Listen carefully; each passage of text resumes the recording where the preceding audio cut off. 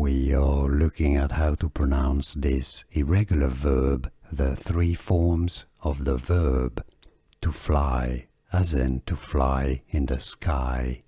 The past tense or past simple is pronounced as flew, flew, a oo sound here, as in the birds flew in the sky last night, flew.